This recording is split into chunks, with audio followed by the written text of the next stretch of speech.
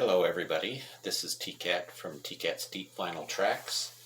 I thought I would just get on and do a quick video, show a couple of CDs that I found, and do some random pulls from my vinyl collection. So, I'll just get right into it. First of all, I found this album by the Pixies just recently. This album is this particular CD is actually a combination of Surfer Rosa, which was their first full-length album, and Come On Pilgrim, which was their first EP. This has all of the tracks. I think there's 13 from Surfer Rosa, and there's 8 taken from Come On Pilgrim EP. And this combines both of them. It's really nice to have both of them on one CD. I also found several CDs from a project that I've been wanting to look into a little bit more, and I picked them up. CDs, used CDs, go for about $2 a piece, so that's pretty cheap. And I've been wanting to check these guys out since I've been interested in a lot of their different songs. And this is a project founded by Felix Burton and Simon Ratcliffe. And believe it or not, it's Basement Jaxx. Love Basement Jaxx. I've loved the music I've heard from them. So when I found a whole bunch of CDs, well, there's about 5 of them I found at the same store, I decided I'll just pick them up, get to know their music even better. So I've got Rudy, which is probably their most famous release. Kish Cash. Now, Basement Jaxx does a lot of electronic house type music, but there's like more of an edge to it than what I usually hear. They're also considered a UK garage band. Here's another one from them called Remedy.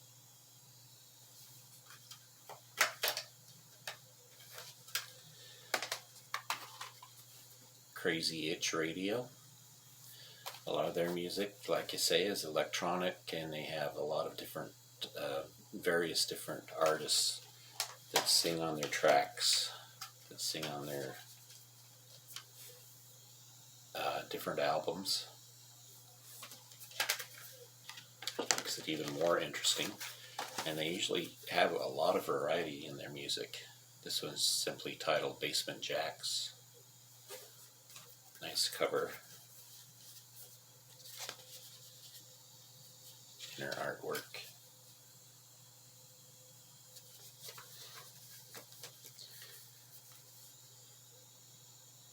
Okay, those are the ones I found from Basement Jaxx. Really enjoying that music.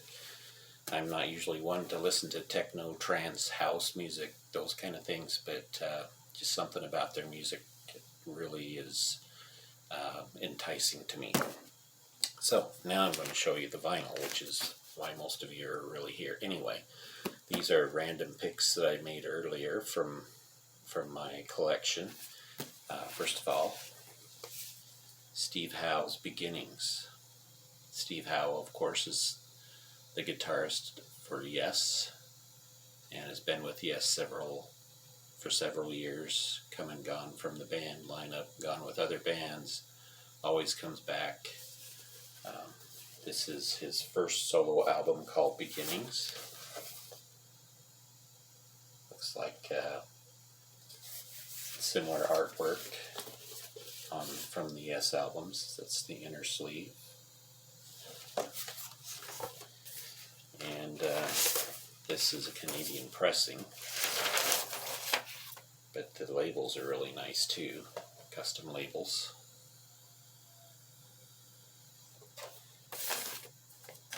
And that's Steve Howe's solo album called Beginnings.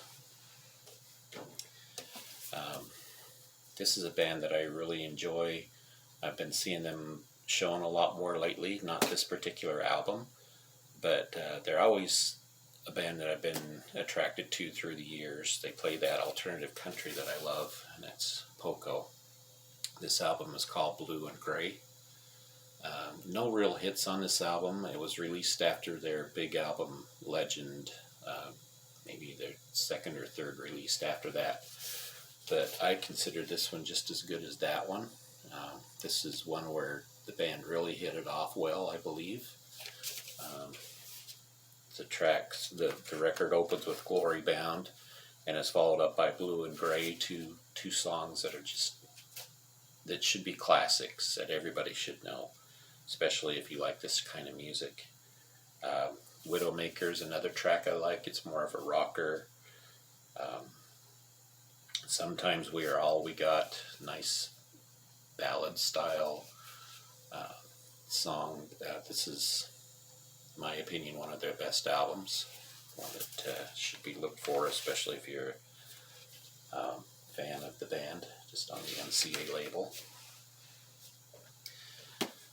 Suzanne Vega is an artist I've loved since the beginning, ever since her first album, which was mostly acoustic. She's been one that I really love her voice. Just absolutely love her lyrics. This is her album, Solitude Standing. This is probably, I guess, would be considered her breakthrough album, especially for the song Tom's Diner, which opens up the album. And that is followed up by Luca, which is another big hit from her. Really nice songs on this one, just really deep lyrics. Wooden Horse, amazing song. Calypso is another one that stands out for me. Solitude Standing is one that's a little more upbeat from what she usually does, but really nice album. I've seen it around quite a bit. It's usually one that's not too expensive when you do find it. But Suzanne Vega, love her music. Another random poll.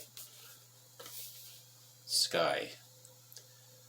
I believe this is their second album. I'm not exactly sure. I've got a couple of their albums. I think this is 2. I think I've got 3. I'm not sure if this is 1 or 2, to tell you the truth.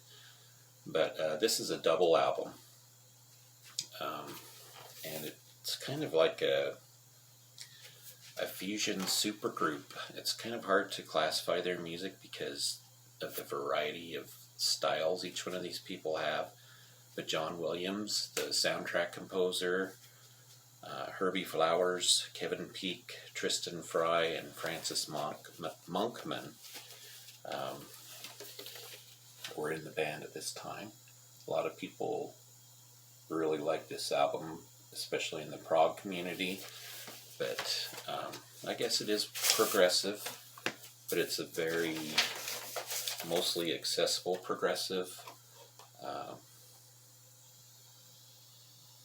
On the Arista label. Like I said, a lot of variety there, mostly instrumental. Comes with this inner sheet, which talks about each one of the tracks on this album, and then the other side has a little bio written up on each of the members. Great album, something that I think a lot of you would really appreciate if you can find it. Sky.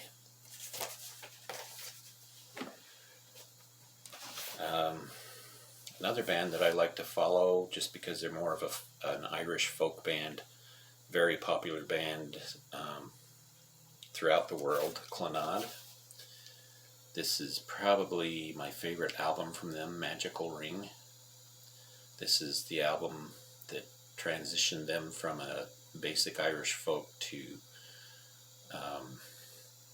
something that was a little more accessible to everybody. Some great stuff on here. You got some Irish music. Icy Red, Newgrange is another great one. It has the theme from Harry's Game, which is the one that made them popular worldwide.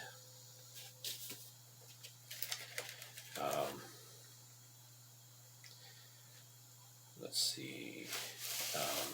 Then there's one I'm going to try to pronounce, but one of the acoustic Irish songs on this album is probably my favorite from them. It's the last one on the first side. I'm sorry, my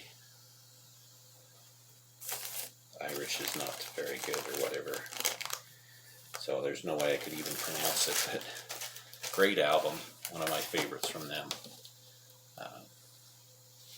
The Magical Ring. And last of all, Bebop Deluxe. This is their Drastic Plastic album from 1978. Now considered by a lot of people as kind of a glam band, kind of a crossover progressive, not really progressive, but you know, somewhere in there, mostly because of the glam attributes, I believe, is why they're considered progressive.